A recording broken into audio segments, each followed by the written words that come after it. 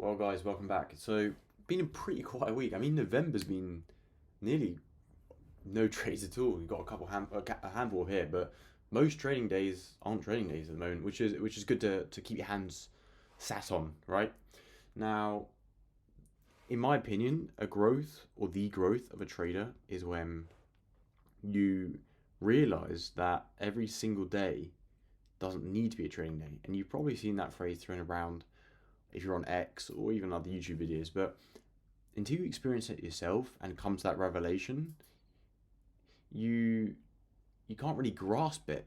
You hear it all the time, and it's probably like a lot of parables that people say from the Bible, where they say a certain phrase, and it sounds cool, and it's like it's meant to be thought provoking, but until you actually experience it yourself and fully come to terms with it, the meaning or the power of the meaning isn't there.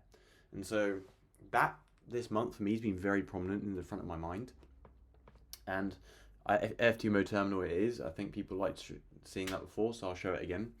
One trade in the last week since our video. So it's not a lot going on. There's movement, there's bits of movement, but a lot of data's coming out at the end of this week. Tomorrow and Friday, NFP, delayed NFP tomorrow, CPI, it's going to be nuts. So a lot of the market is waiting for that. And also the US shutdowns finally come undone on Monday. So that's finally unraveling, which I thought would happen on last video.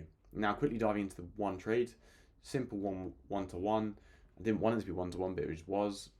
We had this whole big manipulation up, failed to go higher. And if we just quickly break it down the higher time frame, just want to show you that I'm expecting, as I said from my previous video, I'm not going to go into depth again, I'm expecting this to hold, not sweep this, and continue back lower.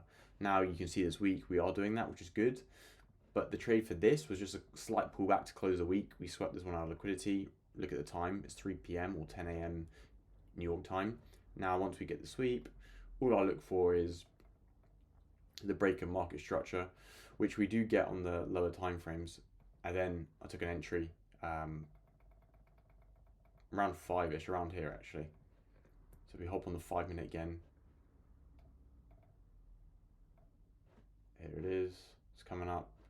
I believe it's at, let's click on it, 23.49 close time. If we open this up, you can see the trade was executed at 1944 on this, so it'd be 544. So if we hop on the 1 minute, this created, failed to break this low again after sweeping. We're changing market structure, and I enter in a fair value gap, which gets created in a little while. So 44, here we go, I enter here. I remember this, I enter here, stop loss is below here, it's about 5 point something pips, and we take it upwards. So once we get that reaction, you can see it's nice.